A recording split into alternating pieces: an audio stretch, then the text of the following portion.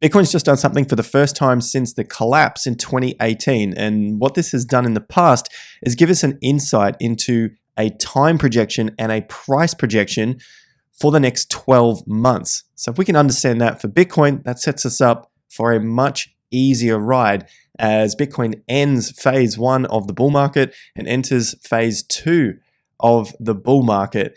Make sure you hit the like and subscribe. We've got a ton to get through in today's video as per usual as we cover the macro cycles across Bitcoin, cryptos, stock markets, and of course the real estate market as well. Now this is building upon all of the data that we've gone through on the channel from the previous video. So if you aren't subscribed, then you're missing out on key data points. It's a full story to come together and we just can't possibly fit everything into a 20-minute video as much as I'd love to in every single video. So there's a lot to get through. We just don't tell you the news headlines and say buy crypto. That's absolute garbage. So here we go. Let's kick it off with the heavy data for something that's just happened on BTC for the first time since the collapse in 2018 that led into 2019.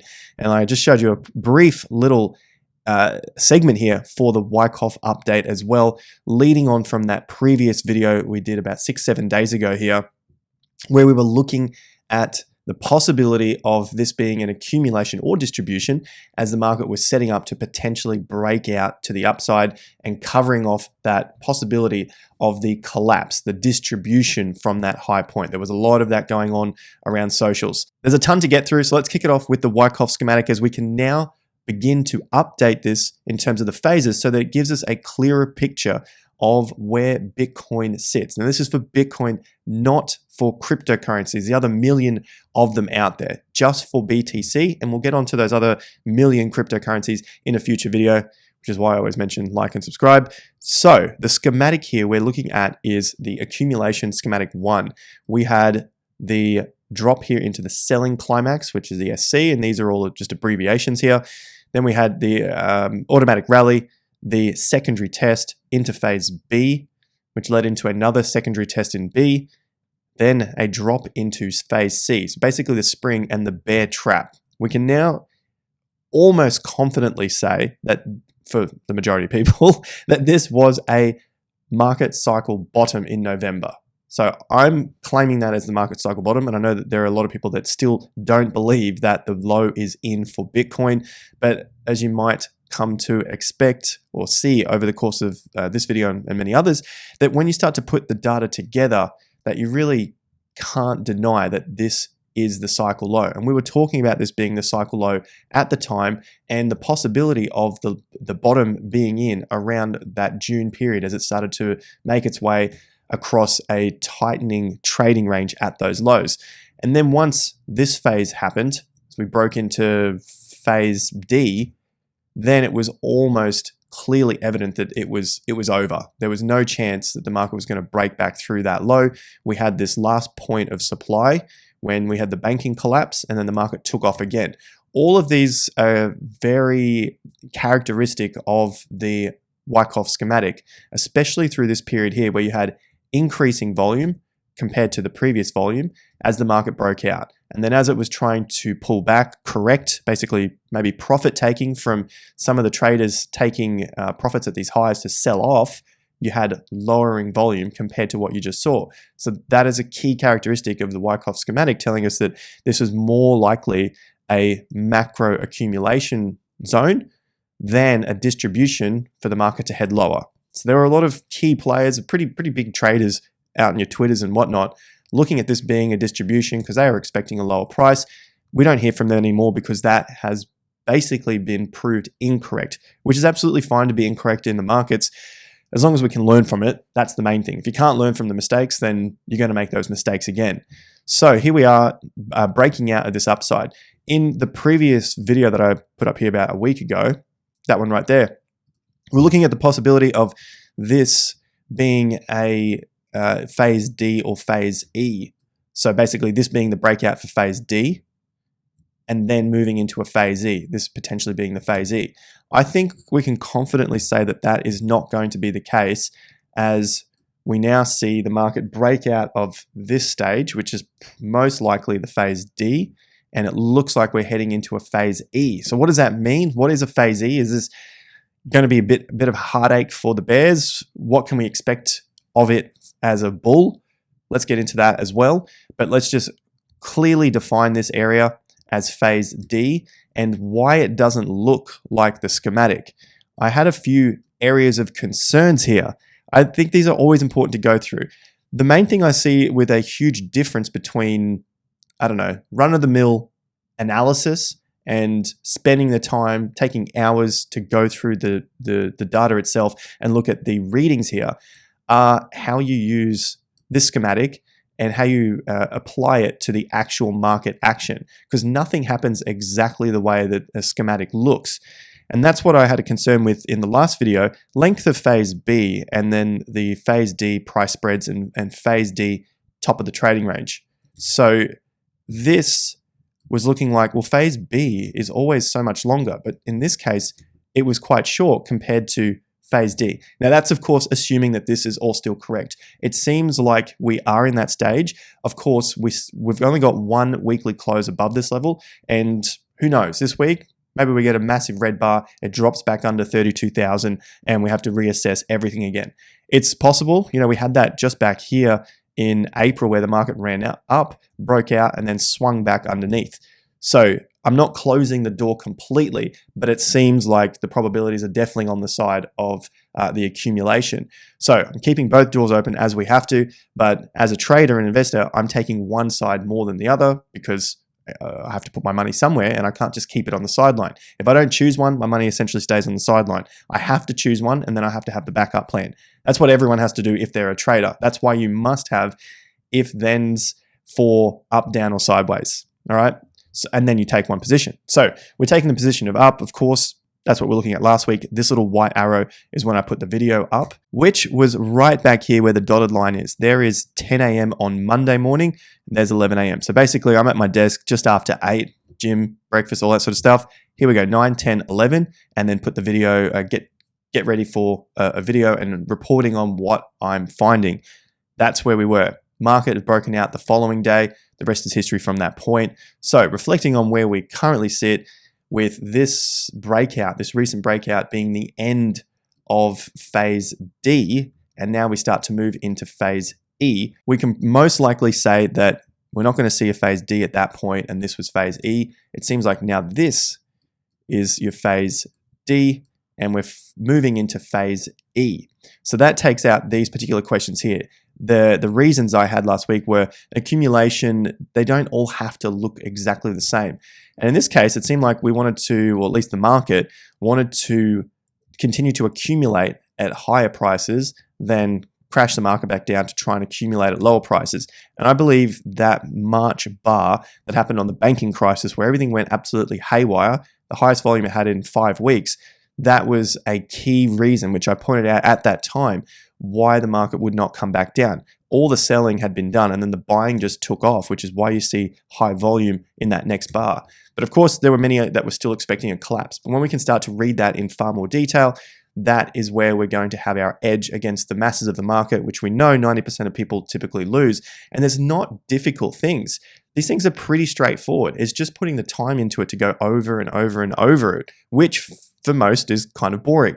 But if we want to get better at it, that's what we have to do. If you want to know more about this, learning about the Wyckoff schematic, learning about the Wyckoff volume itself, there is dozens and dozens of structured educational content here to get you going from the beginner to the immediate, intermediate to the advanced as quickly as possible so that we're prepared for this next phase of the bull market and you can make the most out of potentially this next altcoin season coming up. So that's where we sit with Wyckoff after last week. I think it's important that we do an update there. And so some of these big questions which always come up, and I see them in the comment section, institutions won't be buying at higher prices.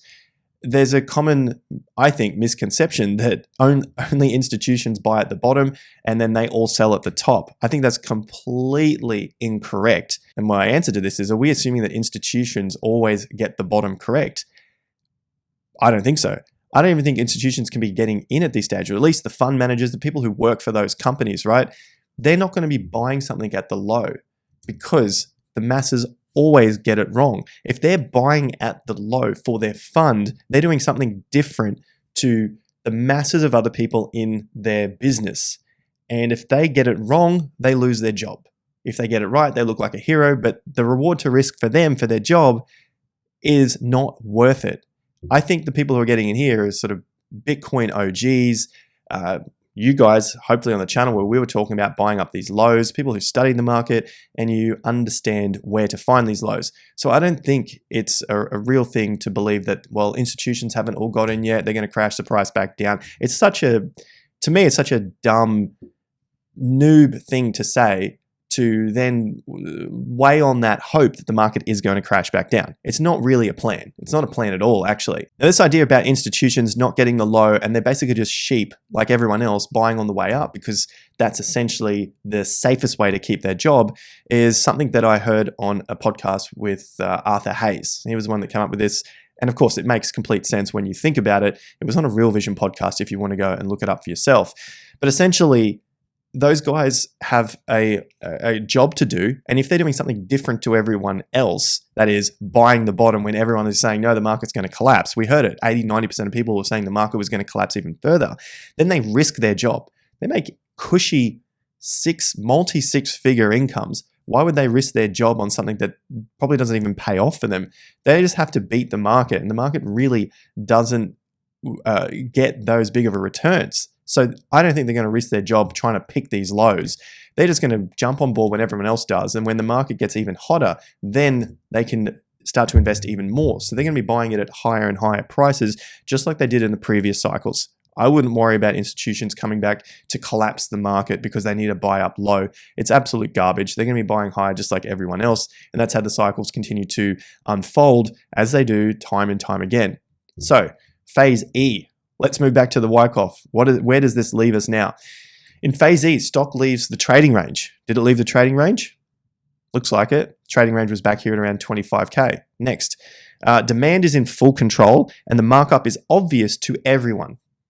That's what still leaves me a little bit confused here. I don't think it's obvious to everyone yet, but Bitcoin isn't as popular as the stock market, of course. We can't deny that. It's just pure numbers in the data. So maybe it's one of those periods that we're just going to continue to climb up little bit by little bit, and then it becomes more and more obvious to everyone else. Setbacks such as shakeouts and more typical reactions are usually short-lived. So maybe we do see a bit of a drop down, but they are usually shorter-lived. New higher level trading ranges comprising both profit-taking and acquisition of additional shares, aka Bitcoin or crypto, that's reaccumulation by large operators can occur at any point in phase E. These trading ranges are sometimes called stepping stones on the way to even higher price targets. So I think that's what's happening, and we're going to go through a little more of this Wyckoff price cycle. That's pretty straightforward. Accumulation, marked up, distribution, marked down, accumulation, marked up, distribution, and so on. We're going to keep doing that. It's not going to be that clear, of course, but it's going to be basically along those lines over the coming 6 to 12 months, which is a fantastic segue into what has happened to BTC. The first time since 2018 collapse into 2019. Now, this is very macro, looking at the monthly swings. This is part of the Gann swing indicator, this yellow line here. This swing is set up according to specific Gann rules, and if you're unsure of those, TIA Premium has you covered. Go and sign up, learn more about these Gann swing indicators, because this is the macro cycle at play, and you can apply to all markets, and it helps you with your trading and investing. So that's our swing indicator here as well. Link to that is in the video description. Now, the monthly swing tops are very, very important to this cycle. We've talked about monthly swing bottoms, but this essentially tells you the trend direction. What else we can do with these is attach a fib to the top of them, to the bottom, and then find out where that halfway point, that exact 50% level. The 50% level from the previous cycle, it broke out within approximately 5 months. So we had that nice big break to the upside, and then the market was essentially range bound for the following several months before we finally got that next breakout. If you've been following on the channel, you know that we're looking for a potential breakout of the macro 50%, the bear market 50%, sometime around mid or so next year, quarter 2, quarter 3 of 2024, where it breaks that 50% level like it's done in previous cycles, which then tells us we're probably roughly 12 months away from the end, from the peak of that bull market. So this gives us a lot of deep information about potential prices and potential timeframes, which are the most important. Not the price, not these price projections, yada, yada. The time is the most important. Remember that, and you'll do so much better than the majority of people. So going back to the first lower monthly swing top, which is critical in any trading and investing, first month, any sort of first lower swing top or first high swing bottom, absolutely critical across any time frame, depending on which one you're trading. Now we can see the 50% level here at 6,500. So that trading range was essentially 10K to 6.5K. Yeah, we had a bit of a breakout here to 14, which is 40% higher, but look at the time that it lasted at those levels and look at where those closes were. It was in a very high volatile period, and then the market came back to settle in this zone. It broke down, went to 3,800, but then it quickly came back up within the same month. So it did break out of these levels with wicks, but where did it settle for the majority of that time? Well, straight between those ranges. Okay, let's take a step back. What happened previously? The 2014 bear market, the first lower swing top on the monthly chart to the cycle low. Well, it hung out in that zone as well once it broke through that 50%. This wasn't as long as the previous cycle, but remember the market ran up super quick within 5 months, and then it hung out there for quite some time. Whereas in this case, it hung out below that level and then finally broke up and then hung out in that level before it ran up. So this is all important as we work on the premise that this is a breakout for Wyckoff, and we're going to stair step our way up according to the phase E of the market. So phase E, then we start to head into stepping stones, which are reaccumulation. Can you see I'm bringing all of this together to give us a better understanding of the market overall and how we can actually improve our chances of winning at this game compared to the 90% who typically lose? So this is all getting exciting for me. We get to see a bit of a time frame and a price projection for this level. Even if we go back to the previous cycle to that, so through your 2010, 11, 12, 13, this is not the bear market of that range, of course, but you can see for the whole monthly range here, the market didn't get going until it broke out of that 50% level. So the 50% levels are critical. That was the only reason to show you that. The 50% levels are extremely critical. That's when the pace picks up. So we broke out of the next 50% level on pace, and we go back to 2019, we broke out on pace, put in a top, and then we started to trend sideways within that zone. This time round, here is the monthly swing lower swing top to the cycle bottom, 50%, 31,850. You can see how the market was being held up by that zone for several months. We have 2 days to go before we can get a close above this level. That is going to be a very important time for Bitcoin to see if this is what happens from this point and if we continue to trade within this zone. So this zone is roughly around $32,000 to $48,000, which is that top, that monthly swing, lower swing top before the market collapsed from that point. You've probably seen me talk about the other 50% level, which I'll just quickly mention. That's 42K. And I think we'll have some tests at that. Maybe we'll have some wicks to the upside and then start to settle. All of these prices work in together, which means over the course of, let's say, roughly 8 to 11 months, and I'll tell you where I get that from in just a moment. In the course of 8 to 11 months, we could potentially see Bitcoin trade between 32K and 48K. So that's a big time and price projection over the coming 12 or so months. Mark these on your charts. Keep a lookout for how the market reacts to these levels, in particular 42K, 48K, and then of course down to 32K. Just because we come up and test those levels, which I think will happen over this next sort of 12 or so months, doesn't mean that the market is getting ready to never come back to 32K or 34, 35K. It doesn't mean that at all. All we have to do is go back to the previous cycles to see that, well, it can come up, test those levels, and then sit back in this zone, even test the underside on some sort of crazy black swan event, right? I'm not trying to anticipate a black swan because black swans can't be forecasted. That's the whole point of them. But if we have a rough idea of where the market will potentially trade the majority of its time over the next 12 months, then that allows us to set up our plan to better position ourselves for the bull market. Unlike the majority of people who continue to lose because they don't have any plan set up and they just wonder, should I be buying now? Should I wait for a pullback? Now we can have all the analysis in the world, but at the end of the day, if you don't have a plan, how are you going to action this analysis? Analysis can just become analysis paralysis and prevent you from doing anything. Of course, getting a plan is the absolute best thing you can do to make the most of the markets coming up and to gain that financial freedom, to make that extra cash that you might want for a house deposit, a car, a holiday for the family, whatever it is. Of course, the best place I know is TIA Premium. Links are in the top of the video description for that. But we can continue on here looking at where we currently sit and what potentially comes next in the market. So the reason why I got to this period, this time frame here, is that we're looking at breakouts of the 50% level from the cycle low.